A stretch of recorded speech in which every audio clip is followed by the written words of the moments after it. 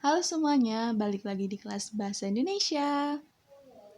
Pertemuan kali ini aku akan membahas materi terkait tema, topik, dan judul. Berbicara mengenai tema, topik, dan judul, ini adalah salah satu materi yang sering aku dapatkan teman-teman itu sulit membedakan tema, topik, dan judul. Seringkali beranggapan kalau tema, topik, dan judul ini adalah hal yang sama gitu. Padahal tiga hal ini sangat berbeda. Oleh karena itu, pada hari ini aku akan membahas apa sih perbedaan tema, topik, dan judul. Oke, kita mulai dari tema dulu ya. Jadi teman-teman, tema itu adalah dasar cerita yang dipakai sebagai dasar mengarang dan menulis. Nah, artinya si tema ini adalah fondasi ya, fondasi dalam menulis karangan gitu ya, dalam menulis karangan, dalam membuat suatu cerita, dia ini sebagai fondasi untuk menulis karangan tersebut. Dan si tema ini teman-teman dia itu memiliki cakupan paling luas. Artinya pembahasannya itu luas gitu ya. Nah, cakupannya itu luas gitu. Sementara kalau si topik teman-teman dia itu inti dari seluruh isi tulisan yang ingin disampaikan oleh si penulis atau subjek yang dibahas dalam sebuah teks gitu. Jadi dia ini inti dari hal yang ditulis itu apa gitu.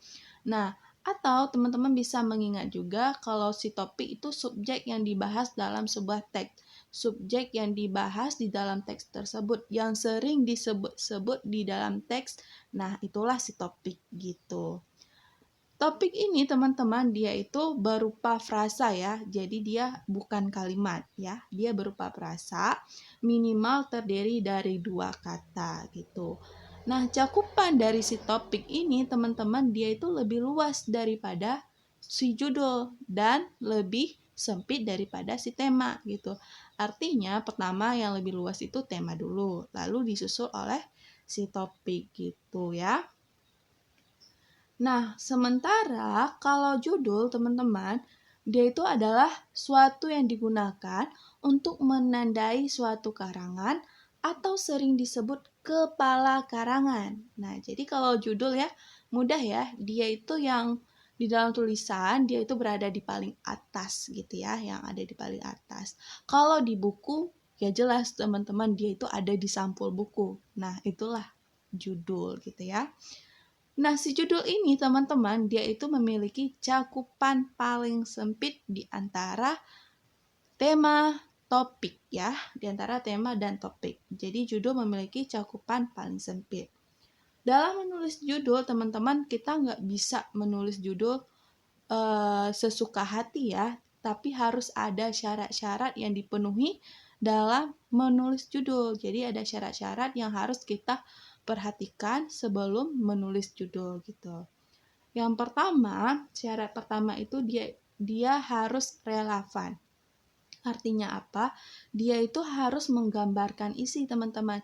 Jadi judul dengan isi itu harus relevan. Artinya dengan membacakan judul, si pembaca sudah bisa memahami, oh yang akan disampaikan di tulisan ini gitu. Yang kedua, provokatif. Provokatif yaitu harus menarik dengan sedemikian rupa sehingga menimbulkan keingintahuan dari setiap pembaca terhadap buku atau karangan. Jadi, kita menulis judul itu dengan semenarik mungkin ya teman-teman. Gimana caranya si pembaca itu tertarik untuk membaca tulisan kita gitu. Jadi harus ada daya tarik di situ ya. Bagaimana caranya si pembaca tertarik untuk membaca buku atau membaca karangan kita gitu. Yang ketiga, dia itu harus singkat teman-teman. Singkat yaitu harus berbentuk kata atau rangkaian kata yang singkat. Jadi judul bukan kalimat ya. Jadi dia hanya berupa rangkaian kata. Ingat teman-teman, jumlah kata dalam judul maksimal itu 15 kata. Jadi nggak boleh lebih dari 15 kata ya. harus kurang dari 15 kata, nggak boleh lebih dari 15 kata. Kalau 15 kata itu udah mentok banget ya teman-teman, ya lebih bagus kurang dari 15 kata. Jadi judul itu akan lebih baik jika dia itu ditulis dengan kata-kata yang singkat gitu. Oke, dari pengertian-pengertian tadi, hal yang terpenting yang harus teman-teman ingat ya.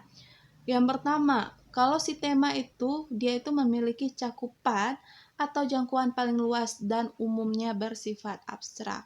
Bersifat abstrak maksudnya apa? Dia itu belum spesifik teman-teman. Karena tema kan pembahasannya luas ya, jadi belum spesifik. Makanya tema itu sifatnya masih abstrak gitu. Lalu disusul oleh si topik. Topik itu pernyataan dalam bentuk frasa. Dia itu minimal 2 kata yang menjadi inti pembicaraan. Jadi apa sih inti pembicaraan? Nah, itu si topiknya gitu ya. Nah, topik itu merupakan penjabaran dari tema. Jadi kalau tema yang luas, lalu diambil topik lagi dari si tema. Jadi lebih rinci dari tema gitu ya. Yang ketiga, judul. Ruang lingkup lebih sempit dari topik. Judul merupakan penjabaran dari topik. Artinya, si judul ini diambil dari topik, namun dia lebih spesifik lagi dari si topik gitu. Oke, biar lebih paham, aku kasih contoh ya. Nah, teman-teman bisa lihat contoh di layar ini. Yang pertama, tema. Misalnya temanya terkait kebersihan lingkungan. Nah, kalau berbicara terkait kebersihan lingkungan ya pembahasannya sangat luas ya. Lingkungan apa sih yang dibahas itu kan masih sangat luas, masih bisa kita spesifikkan lagi ya kan. Nah, dari tema kebersihan lingkungan ini lalu kita tarik topik, artinya kita mengambil topik yang lebih spesifik dari si tema gitu ya. Contohnya kebersihan sekolah, kebersihan pusat perbelanjaan, dan lain sebagainya. Nah, itulah yang disebut dengan topik. Jadi dia tuh lebih spesifik dari si tema.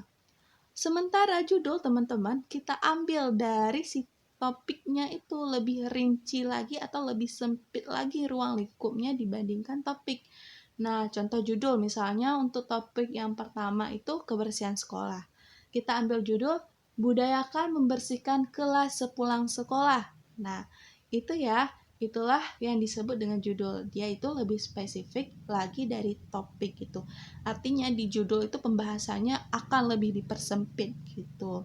Sama halnya seperti topik yang kedua terkait kebersihan pusat perbelanjaan. Lalu dijadikan judul misalnya pengelolaan sampah di pasar tradisional menjadi perhatian Pemda gitu. Nah, dia itu lebih spesifik lagi pembahasannya, ruang lingkupnya menjadi lebih sempit gitu. Oke, dari yang tadi bisa kita simpulkan kalau tema kan contohnya tadi kebersihan lingkungan. Nah, cakupannya ini paling luas. Lalu topik kita ambil misalnya kebersihan sekolah. Nah, cakupannya lebih sempit dari tema dan lebih luas daripada judul. Nah, kalau si judul budayakan membersihkan kelas sepulang sekolah. Nah, misalnya ya, cakupannya itu paling sempit. Jadi, aku tegaskan kembali, kalau tema itu cakupan paling luas, kalau topik itu cakupannya lebih sempit dari tema dan lebih luas daripada judul, sementara judul cakupannya itu paling sempit. Artinya kalau judul itu dia itu sudah spesifik ya, artinya sudah menggambarkan oh tulisan ini berbicara terkait ini gitu ya, udah paling spesifik gitu ya. Nah, oke, di sini ada skemanya biar teman-teman makin tergambarkan bagaimana tema, topik, dan judul. Nah, di sini bisa teman-teman lihat tema yang paling luas, lalu dari tema dipecahkan lagi ke beberapa topik. Topik 1, topik 2, topik 3 misalnya. Lalu di topik 1 misalnya kita bisa pecahkan lagi ke beberapa judul. Misalnya judul 1, judul 2, dan judul 3. Dan lain seterusnya ya. Itulah teman-teman gambaran bagaimana tema, topik, dan judul. Mudah kan cara membedakannya? Mudah dong. Oke, kalau kira-kira di soal bagaimana gambaran soal yang berkaitan dengan tema, topik, dan judul. Nah, kalau di soal itu, tema, topik, dan judul itu akan seperti ini, teman-teman. Mari kita bahas. Nah, teman-teman bisa lihat contoh soal di layar ya. Nah, yang ditanyakan adalah topik yang dibicarakan dalam bacaan tersebut adalah. Nah, kalau ditanyakan topik berarti dia itu subjek yang dibahas di bacaan atau paragraf itu apa sih? Jadi hal yang sering disebutkan ya, subjek yang sering disebutkan dalam bacaan. Nah, kita lihat. Kita baca dulu ya, mau nggak mau teman-teman memang harus membaca teksnya ya agar tahu topik yang dibahas itu apa gitu. Bayi yang dilahirkan tidak dengan berat badan rendah pada umumnya mempunyai status gizi saat lahir yang kurang lebih sama dengan status gizi bayi di Amerika. Akan tetapi, seiring dengan bertambahnya umur, ditambah faktor-faktor lainnya, sebagian besar bayi tersebut terus mengalami penurunan status gizi. Puncak penurunan terjadi pada umur kurang lebih 18 hingga 24 bulan.